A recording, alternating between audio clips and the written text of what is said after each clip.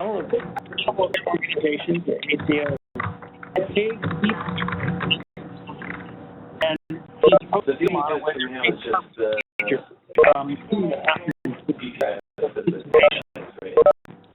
incentivized provides totally different incentives. They are incentivized to reduce the amount of procedures they do, but also to think that will help keep the person healthy, keep them from coming to other kinds of treatment. The trend is that it's more technology for continuous patient monitoring, either for sending someone home earlier, but monitoring their symptoms through the recovery so that you can more quickly react if anything starts to go downhill, or for monitoring and managing chronic disease, which is the main driver of costs in healthcare. And of course, on the wellness side, for encouraging healthy behavior, helping people to stay fit, lose weight, stop smoking, etc.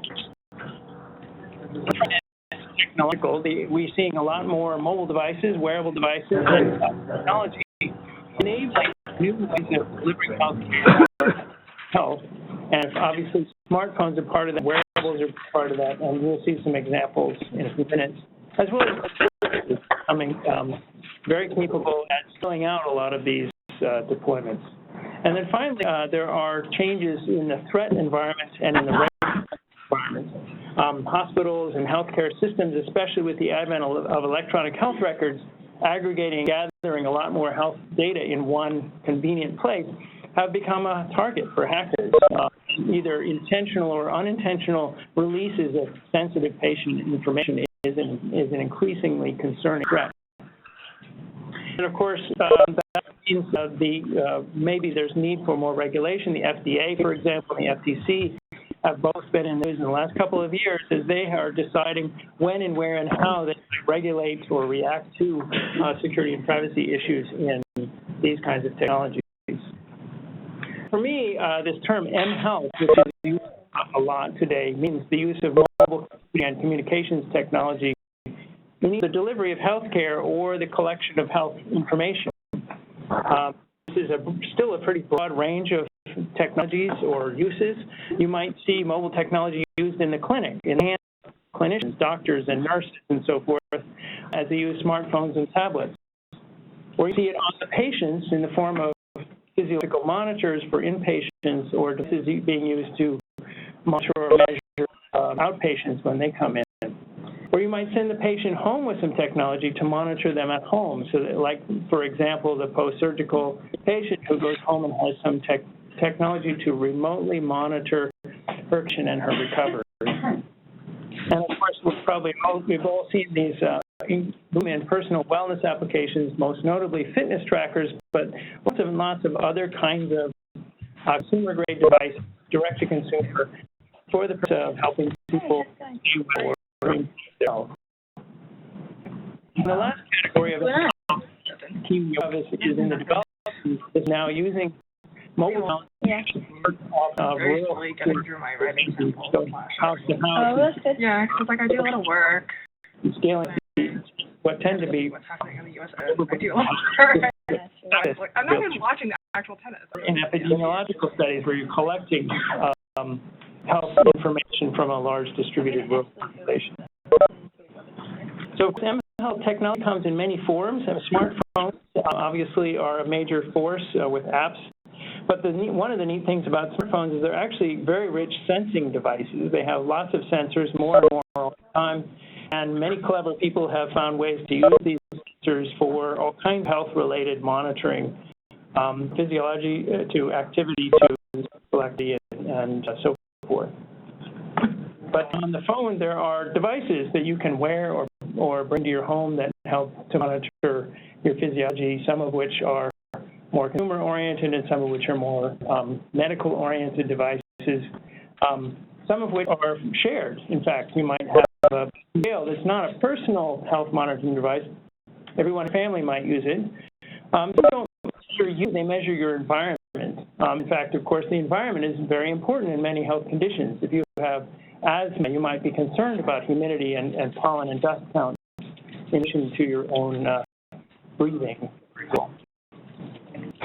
So coming now to security and privacy, okay, mHealth is all very exciting and interesting, but what makes mHealth different than health in the context of security and privacy? I mean, people have been collecting sensitive health information in hospital records for a long time. What's different about mHealth or mobile health, to me, on the security side, is that potentially these devices have an immediate and very personal impact. If this device is being used directly to inject drugs, such as insulin, into your body, and it's hacked, then that could cause you immediate harm if it's dosing you. Or if it's just a sensor, right, it causes you to misdiagnose, or your clinical staff misdiagnose what's happening with your body, and they make decisions that harm you. On the privacy side, that is very sensitive, of course. Health data is inherently sensitive. But in the health case, there's often a much larger volume of data. You might go to hospital or doctor once a year for a checkup, heart rate, blood pressure, the usual stuff. But with mHealth, you might measure that every day, or in some cases every minute, depending on the type of data. So there's a lot more data, much more diverse kinds of data. You have a broad range of information, not just about your physiology, but your lifestyle, your activities, social context that are widely varying relative to the kinds of health data we traditionally think about. And of course, the uses of data vary more. There are not just medical management sort of things that you would see in context, but applications in wellness, depression onset monitoring, or social interaction monitoring, things like that. Now, unfortunately, you would like to think, when all this tremendous innovation, that all the innovators are focused and concerned about security and privacy as they do this. As we've learned, of course, in previous generations in technology, that doesn't always happen. There have been several studies of apps, devices. This news article quotes from a study in which found in mobile apps that the privacy policy was often hard to find or non-existent, and when they could find the privacy policy, it had nothing to do with what the app was doing, or if it was unclear, vague about what was being collected and who would get the data. In our own study, in the THAW project, I'll tell you about in a minute, our researchers studied 160 mHealth apps, and they found that 2/3 of these apps were sending across the internet in plain text. Because security practices wasn't being followed. And most of the apps were sending it to a cloud storage provider. I don't take on Amazon, but that sort of cloud storage provider. and not necessarily having configured or selected the cloud storage for health-sensitive data. It's available, but not always leveraged by these apps. So the rest of it has to be in kind of two parts. The first part, I'm going to talk about some of the security and privacy challenges that I see that are really important. We've these up and are trying to have this published shortly to share with the research community that we think are important to focus on. In the second part, I'll talk about specific problems. So one of the research problems that I find personally challenging is maybe called consent management. You know, you often go to a writer and you get this sheet of paper with small print that says, and they sign here, this is our privacy statement. You're consenting to us to collect all this information and use it for something. My system would be an app or a device or service is, how do we help people, the user, the targets of this health monitoring, how do we help them understand what is being collected, being shared, who has access to it, what they're going to do with it, how long it's going to be kept, to give them some control over all these actions. If there's some deviation in that, the data is used in a different way or someone else is going to get access to the data, you need to notify that person. This is a really hard problem, I think, because most people, as has been well documented, want to go through page after page of selecting different options for privacy preferences. Other research challenge areas relates to identification. Who are you sensing? You're building devices that you stick onto people and they wear, or you apply it to them like a blood pressure cuff, and then put data into someone's health record should it go into. And if you have a family of people and sharing these devices or might pick them up and use them, you don't get always, data into grandma's health record because it could confuse the decisions made. And related to that, then, is you need to have some provenance information. Where was this data collected? When and with what sensor? Was it calibrated? And who applied? Did they have the training to do so, et cetera? And of course, this identity information is important for authentication. Who is getting access to the data? And how do you know that it really is them and that they deserve to have access to that data? And you want to log all that information for later auditing. So with the research challenges is what I call continuous authentication. Monitoring sort of continuously who is wearing a device and who is being in the context of authenticating to access the data, who has access to the data, who is using the terminal, the computer, the smartphone, whatever, right now, to look at data so you can make access decisions. This data is being collected because there's a huge potential for use in research or health or quality improvement, where identity of the individual patients or people is important and in fact is usually removed to protect their privacy. The problem is, as many have demonstrated, anonymized data sets, anonymized in air quotes, are not as anonymous as people believe. There is a re-identification risk, and a lot of the research in this field has demonstrated it's all too easy to re-identify anonymized data sometimes. And so one research problem is to find a way to better quantify that re-identification risk so that decision makers who are anonymizing data or de-identifying data can make the There are choices because there are trade-offs. The more information you remove or add noise to provide anonymity, the less information is left for the purpose you have for the data. So there's a utility privacy trade-off. And characterizing and quantifying that trade-off is an problem. Sort of personal side on the user side of things, if I know I'm collecting, there's a device or app collecting data about me, there might be times when I want to turn that off. And for wearables, that might be possible by simply taking it off. But for devices that are embedded in my home or office or environment or in my body, I might be able to turn it off. But I want to turn off the data collection and say I want this period of time to be anonymous, sort of like the private browsing mode in web browsers. And making that possible easily or even in an automated fashion is an interesting challenge. So I have a colleague who does wearable cameras. An canonical example is when you go to the bathroom, you want the camera to stop being photographed. And when you use the bathroom, you want to turn it back on, right? Because you don't probably want to share those photographs. So that's the kind of thing I'm talking about.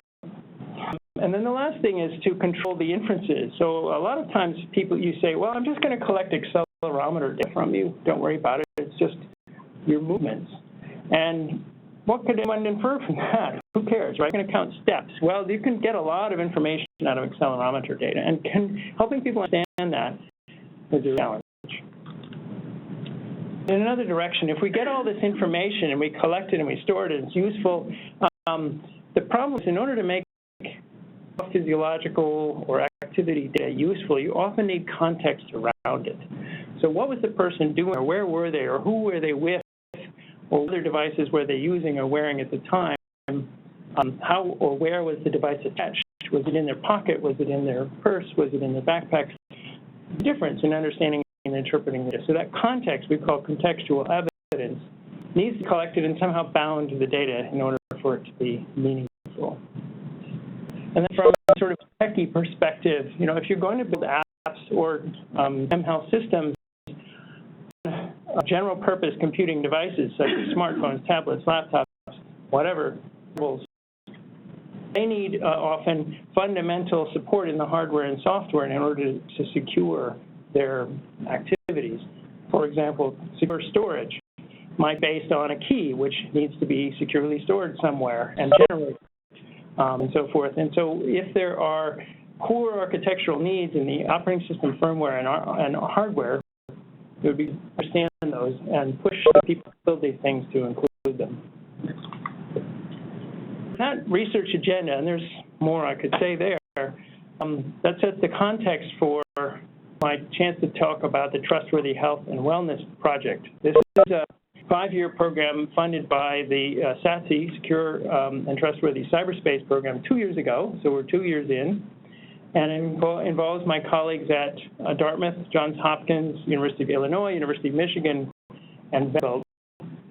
In fact, I have a pretty large and diverse team. We have a lot of computer scientists, as you might expect, but also an economics of healthcare IT business school professor, a behavioral health researcher, a healthcare IT professional, a health policy expert, all who are really leaders in their field. So it's a wonderful team.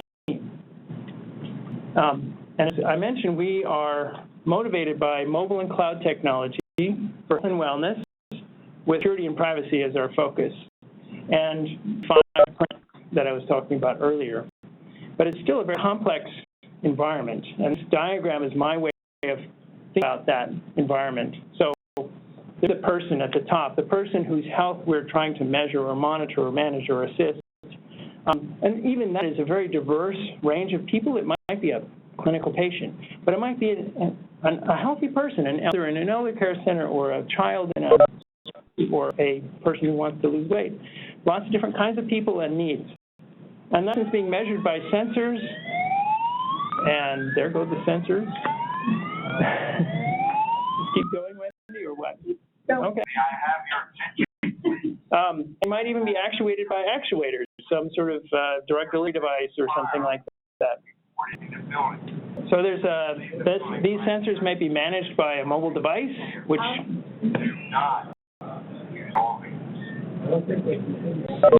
reported a fire. They've reported a fire. Okay, so I'm told that they reported a fire, and we're going to pause. It's not a drill. Okay. Sorry, folks. I'm telling you. Return and We'll return soon. I don't think we'll return. I'm going to leave this set up. Two questions outside. Are you typing?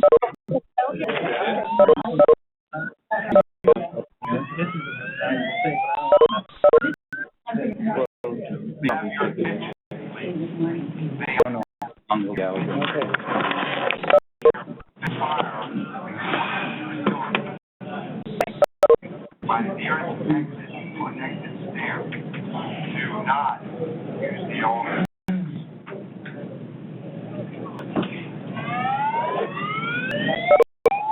Data and receives instructions from a back end. And of course, that mobile device is connected to, perhaps through some sort of a home gateway into the cloud. And in the cloud, you might have an electronic health record or a personal health record or a vendor or device-specific data silo or cloud service of some kind. And on the side of that cloud, if you will, there's usually another mobile device that's accessing the data or maybe providing treatment advice or diagnostics and so forth. And those devices might be in the hands of course, clinicians, but also family and friends or the person, him or herself. And so that range of users of the data is also very diverse.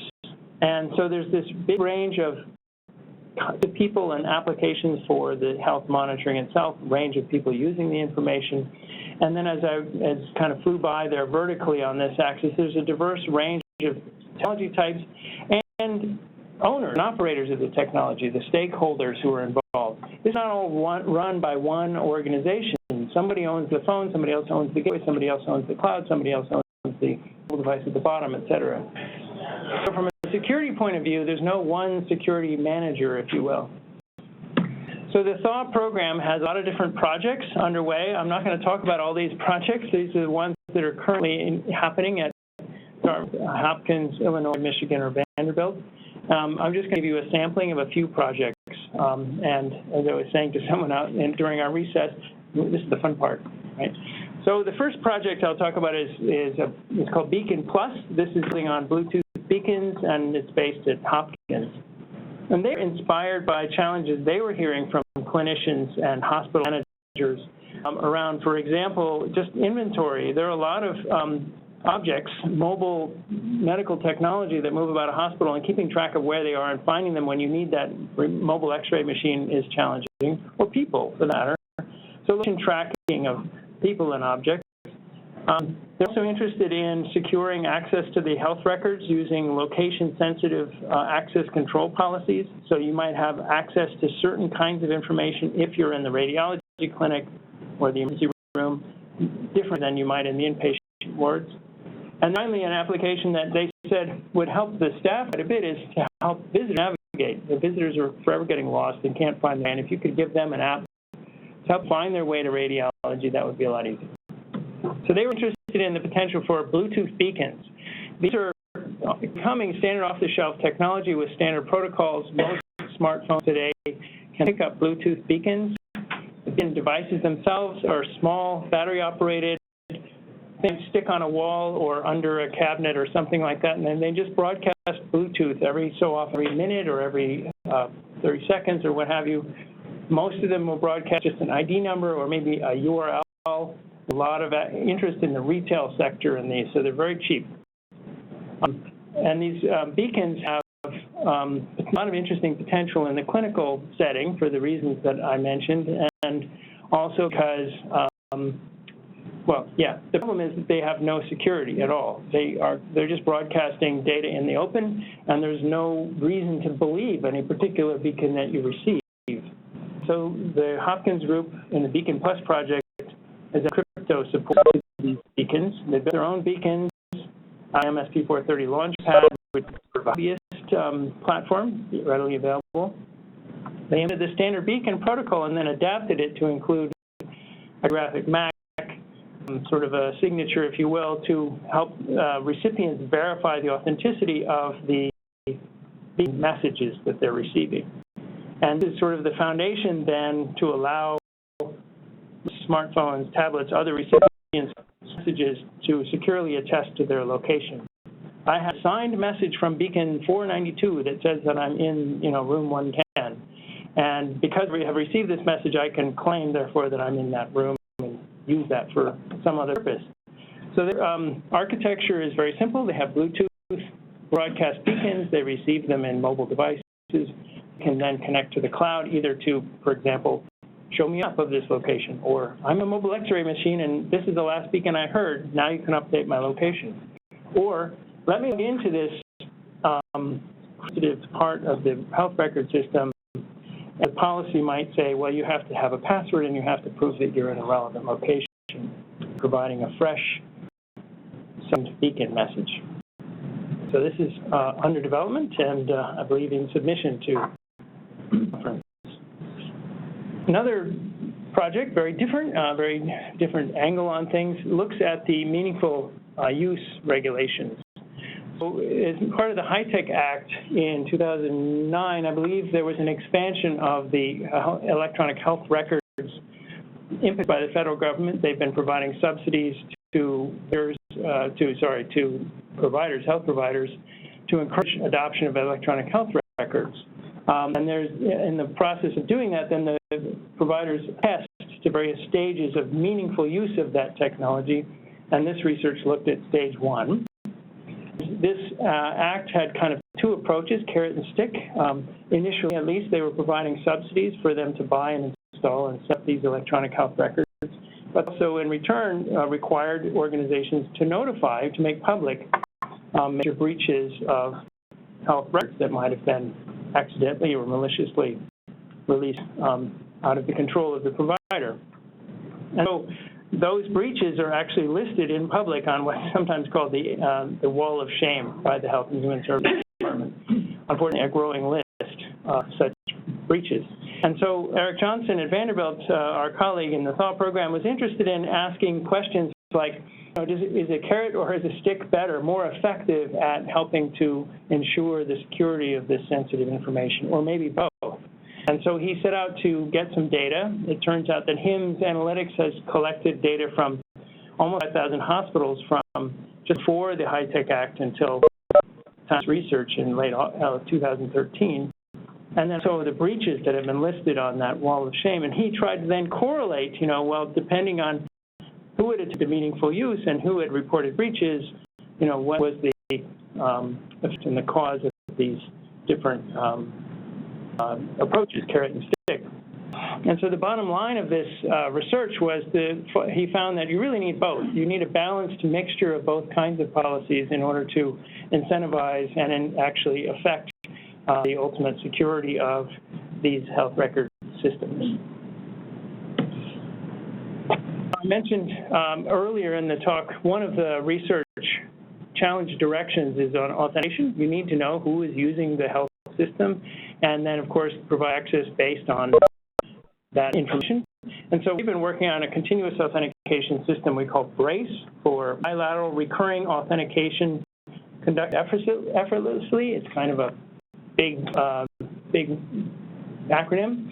But that word bilateral comes from the fact that we're collecting information both on the computer, the keyboard and the mouse that the computer observes you using, and on a wrist bracelet, the movement of your wrist. So we have these two different forms of input, and we're going to use them together to verify who is actually using the computer.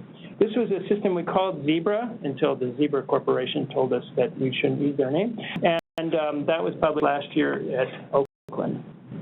This was a problem motivated to us by the clinicians and the clinical IT staff that have reported to us frequently that they have a challenge with unattended computers. So clinical staff are very mobile people. They are constantly on the move. They're tending to a patient, and they go enter some data into the medical record. They tend to another patient, then they prescribe something, and they go somewhere here. A large clinical environment has thousands of authorized users and hundreds of shared computers. And they often walk away from a computer after logging in, or they often choose not to because they think they're coming right back. And it's a pain to put in your password, log in dozens of times per day. And so there are different ways you could address this, timeouts being the most common, 15 or 30 minutes of inactivity, you log them out, whatever. But that's inconvenient. And so the hospital tried putting a proxy detector on the monitor in front of every workstation. So long as there was somebody still there, it wouldn't log them out. But of course, they quickly found if they just put a coffee cup over the proximity detector, it would always detect proximity and never log them out, much to the user's delight and much to the dismay of the IT staff. Other approaches have used tokens like a badge or a pocket fob or something you carry with you that has a radio, Bluetooth, for example.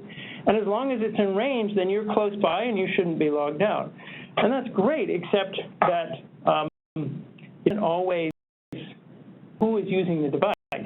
So there might be other people nearby who are nearby and holding the right fob, but somebody else is using the keyboard, and you want to make sure that the person logged in is the same as the person who's using the keyboard.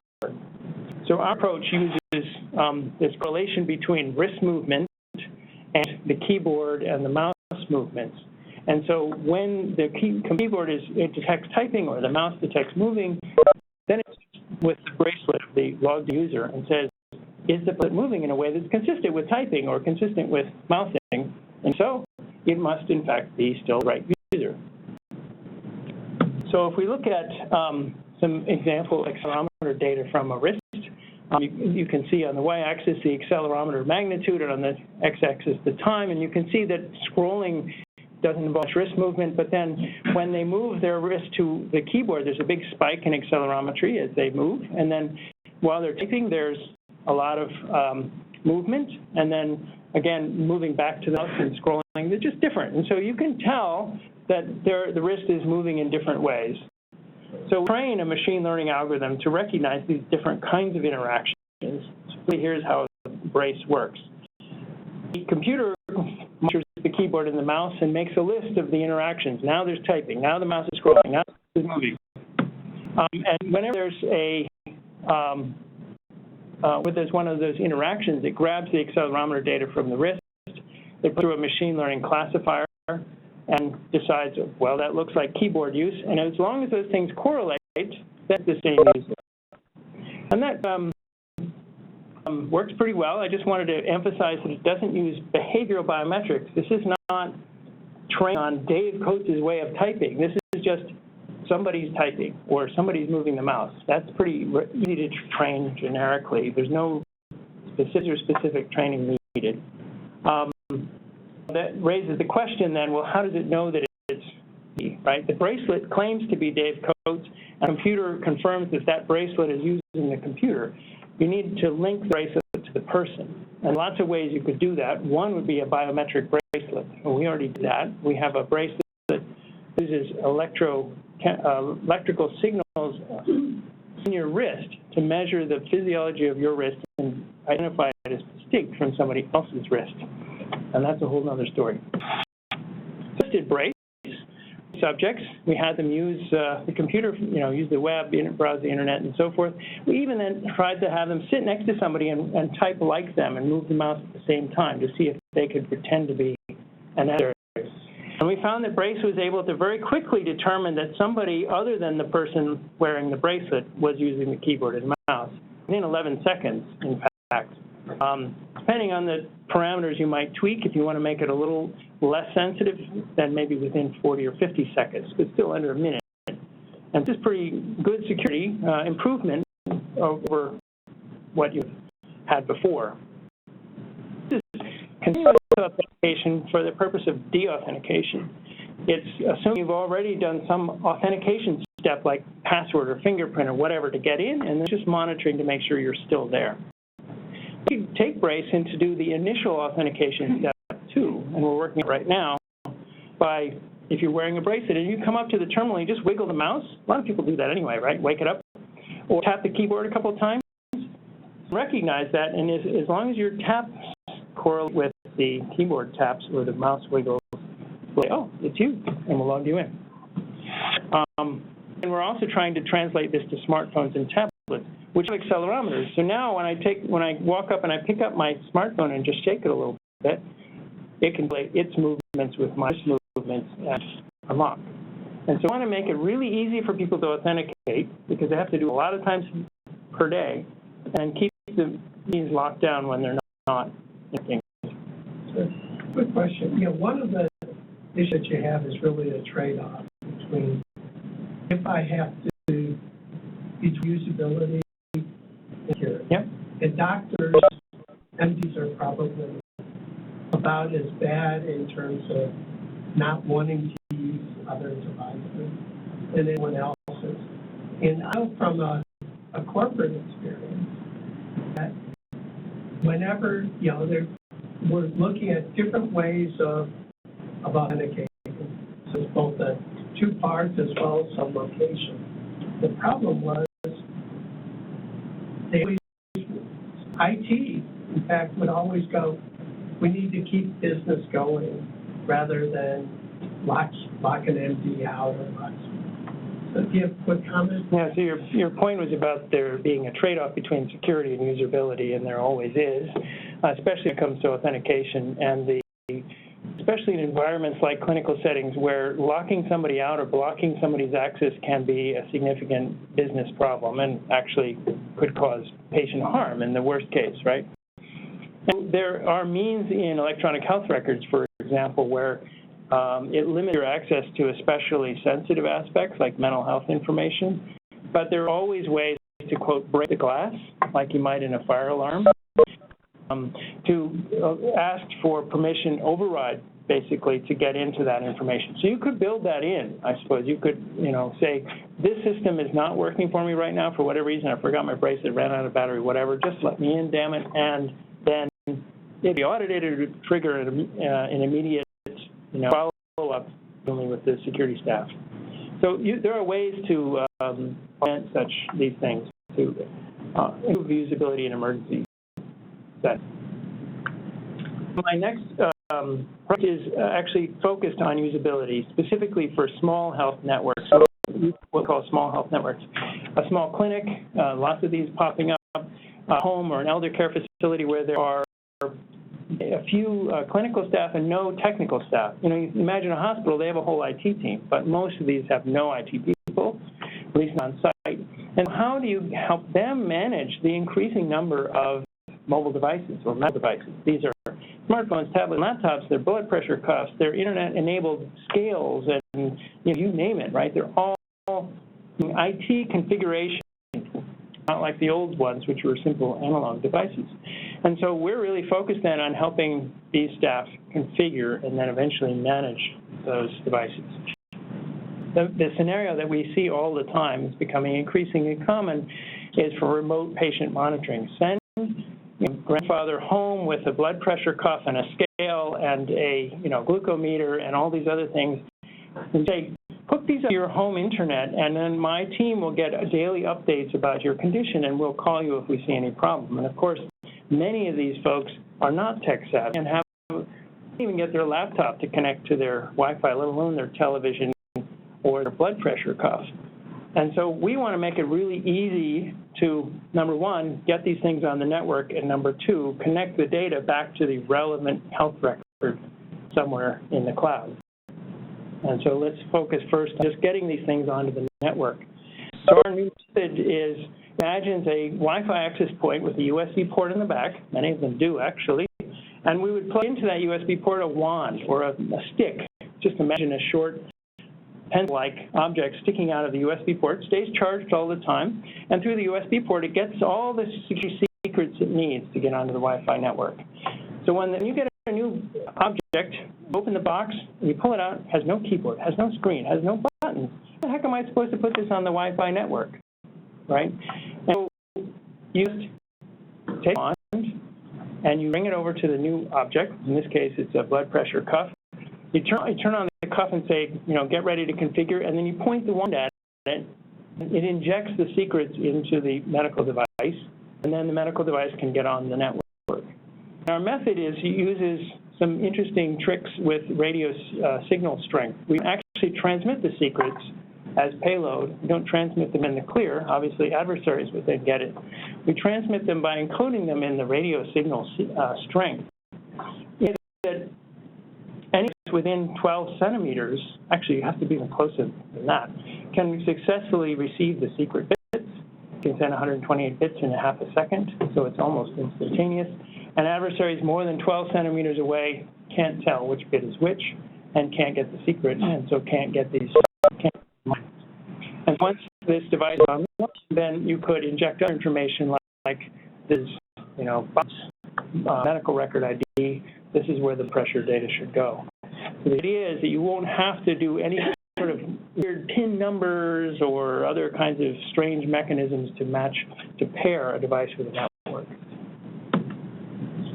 Another project is focused on contagious disease, and we're working with our student health services on this one. It was actually inspired by a lecture I heard last year from some people trying to deal with the Ebola outbreak.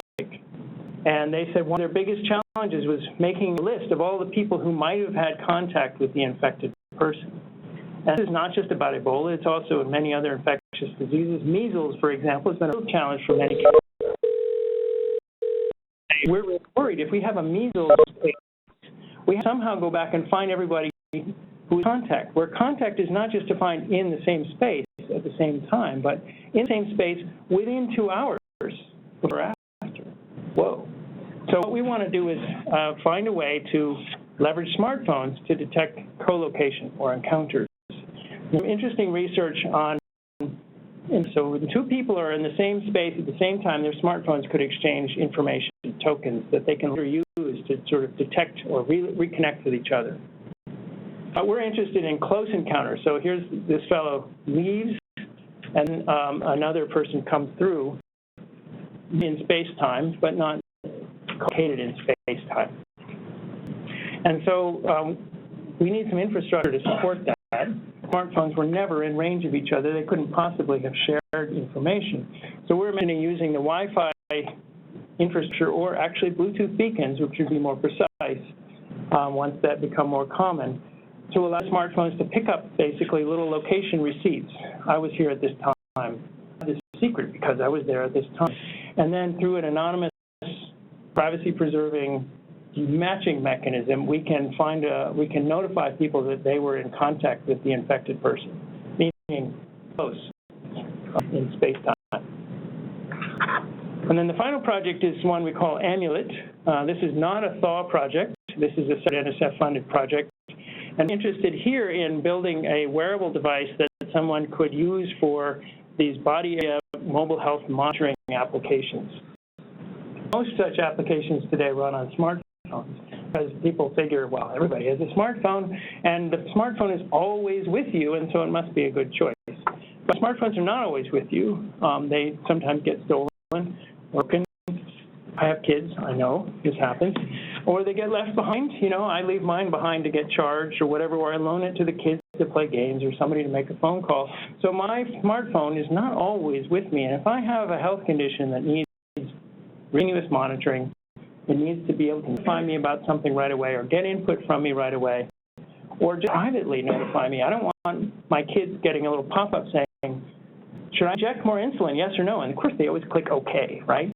And the last thing I want is my insulin dose chosen as part of a gameplay or something like that. So we're developing this thing we call Amulet. It is a wristband. The name is inspired by the word, which implies safety and security and so forth. Nice. And we think of it as a platform that is with the user at all times because it's literally strapped onto you. It could authenticate its wearer using that biometric I mentioned earlier.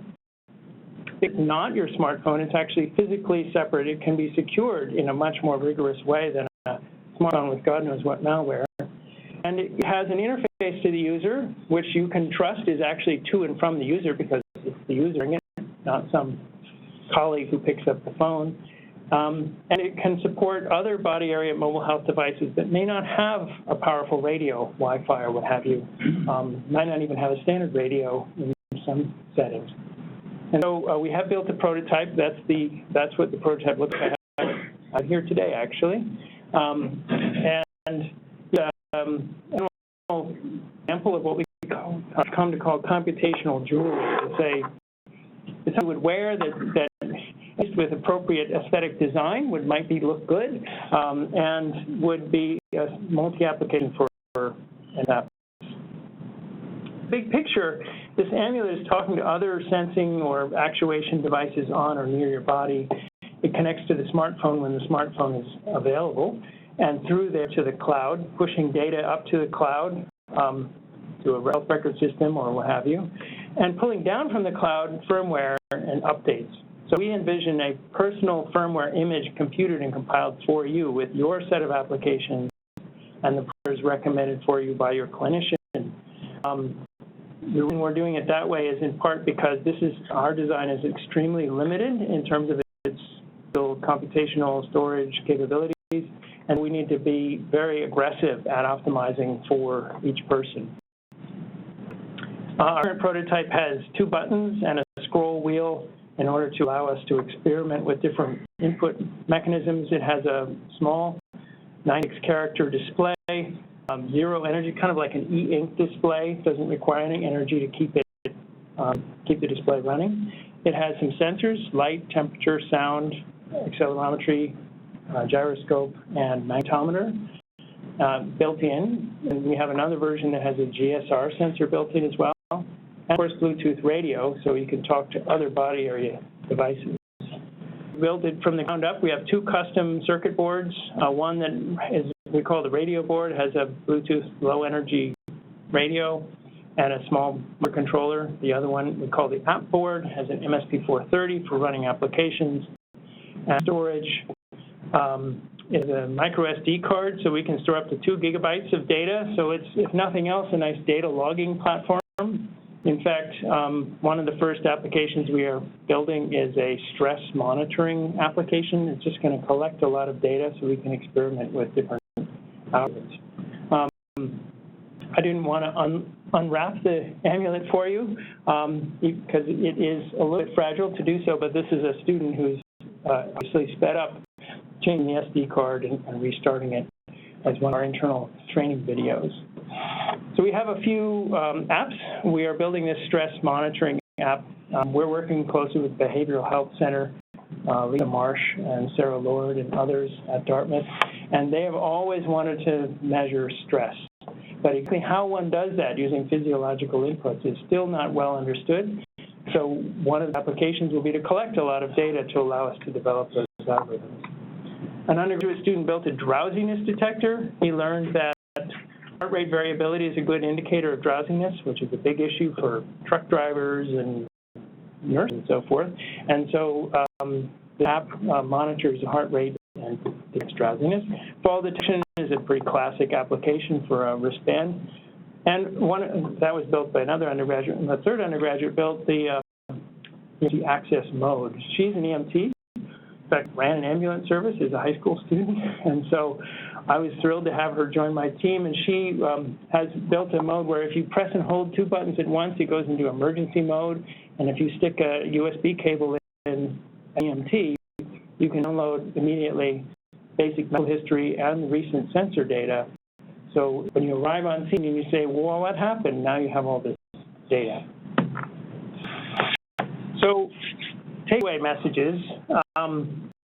First and foremost, I'm a believer that technology has tremendous potential for improving health and wellness, particularly for increasing quality, reducing costs, and improving access to health care. Of course, there are many security and privacy challenges, and many of those require some more research, which is why we're here. And I talked a bit about trends in healthcare technology and in healthcare as a business that are driving these challenges. I talked some about the research problems that are still out there and a few of the projects that we have underway in the THAW program. So if you're interested to learn more about THAW, check us out at thaw.org. We try to blog from time to time. I also want to acknowledge that this is not my work, not just my work anyway. There's a lot of other people at all these universities that have been working with us and continuing to work on these projects. And of course, thank you to NSF for funding the THAW program and the Amulet project under SATC and CNS awards. Actually, some of the earlier work was done under the START program from ONC.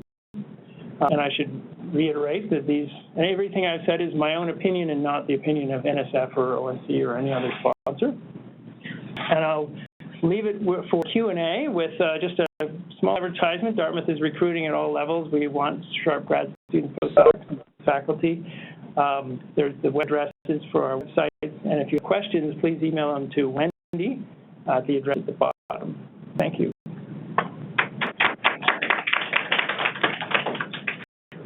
In the room? Rita. So, last summer, I attended Sarko Institution Medical Week. There were a daily talk today. And so many questions that came up. The Sarko is located in New York. So most of the doctors there were from New York, although it was nationwide and worldwide. talking, I'm thinking that it's not just the security issues that need to be pushed. It's the whole complete way of dealing with health for individuals. The biggest problem that I noticed there was lack of consistency in the records of the people. Even in the state of New York, they were investing $70 billion to try them homogeneous, and that is the state that has them the most homogeneous.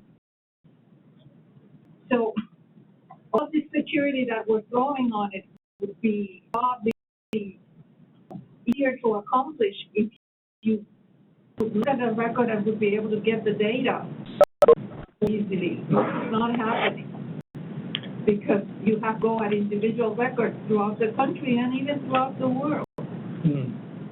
So anyway, just a comment. Yeah, so your comment, for to repeat it, is that one of the big challenges in healthcare right now is the fragmented nature of medical records. So in order to assemble a complete picture of any one person's medical history requires often digging records from many different providers, and the technology today is not well integrated, making that not possible in most places. There's a lot of effort being put into, I know, on interoperability, and ONC is pushing a lot of, pushing interoperability very hard right now. And so I'm sure it will take some years of effort to make that vision possible. I know that PTAC issued a report a couple of years ago emphasizing the importance of interoperable sort of nation-scale health records.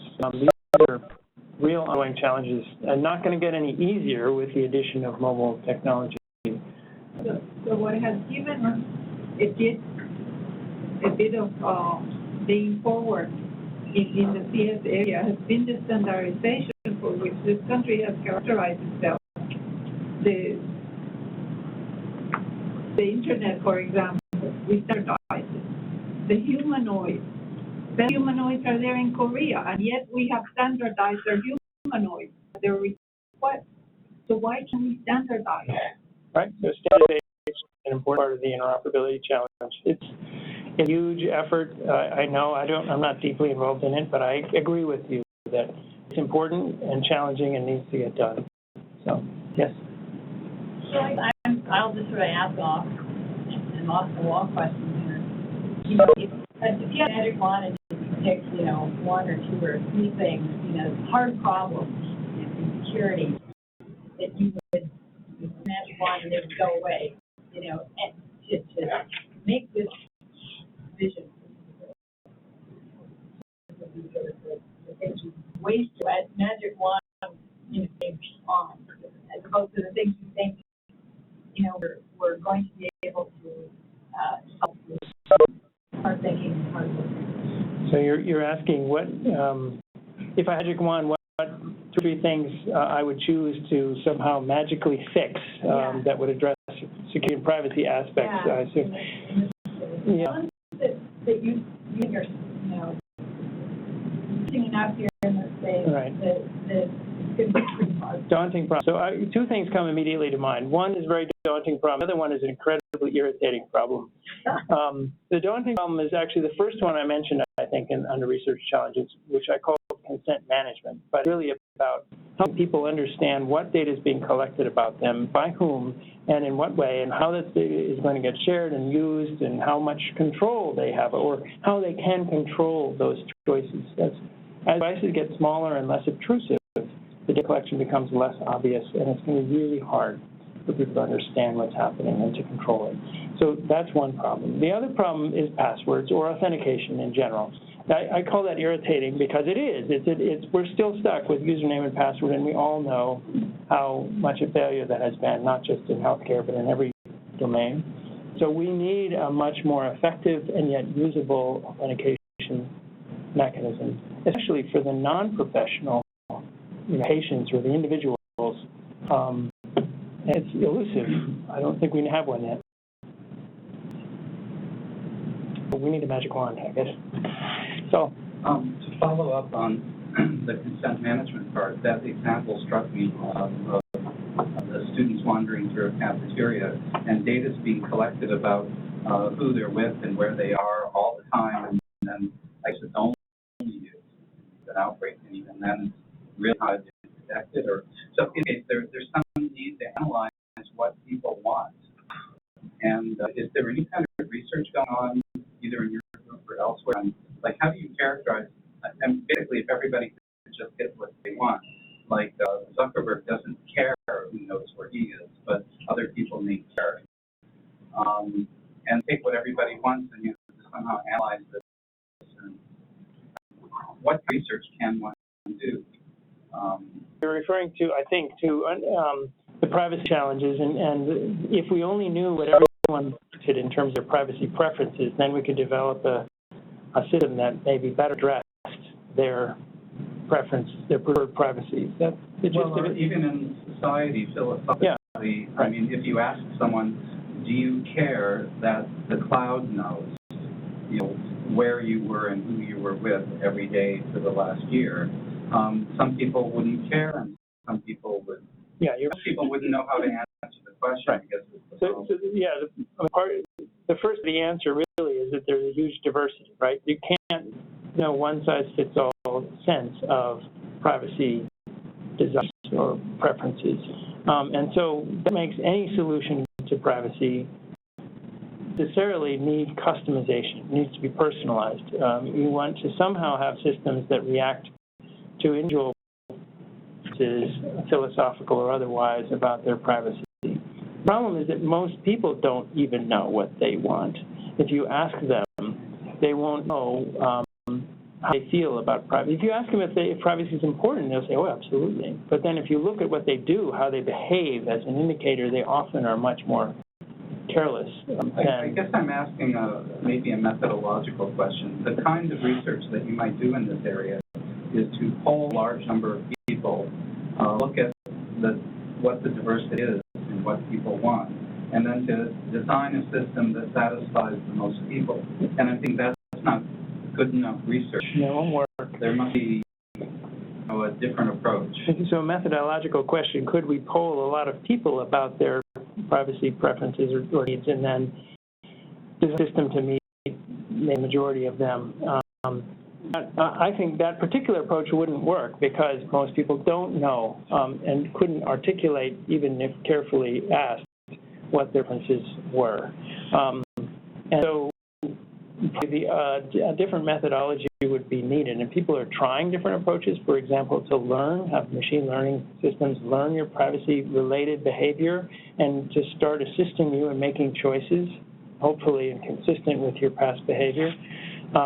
Others have interfaces that make it really easy for people to understand what choice is and then to make a choice explicitly. That's really hard to do, and from what I can tell. But creative people are trying to solve those kinds of problems. We're not, in my group, working on that. I've thought about it some. It's a slippery issue. I like your question is a behavioral science question. It actually belongs to psychology. So I think a psychologist, so maybe you are already working with behavioral scientists, and how do we communicate implications of their data being collected? And then the second one is whether they care. So I think that needs specialists in social science. If we think about how to design the trivial, not like engineers think about it. What makes sense, right? Let's just do it, right? Right. But if you study if that's what you mean.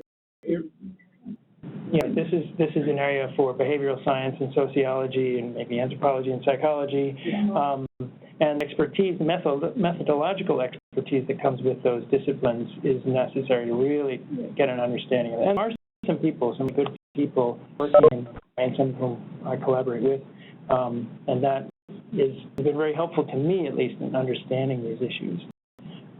The question is, with the proposal of the subcommittee, let's say something like scientists that are interested in addressing these issues, right? You have joined. Do you have any program. The question was, where would a proposal of that should be submitted? Yeah, exactly where I am. There was a CS and behavioral science sort of joint program last year, I think. I'm trying to remember. We usually address the conference this year, I think. Well, that program wasn't, but you could imagine a proposal along those lines. The SASE itself is interdisciplinary Sure. already, Yep. so that would be a place.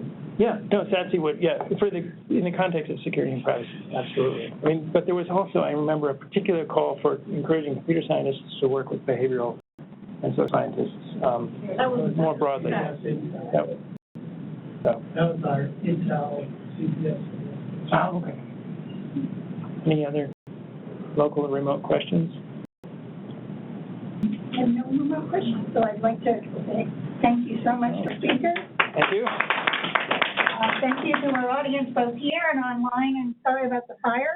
We had no control of that, but fencing got us out of the building successfully and back in. So thank you all.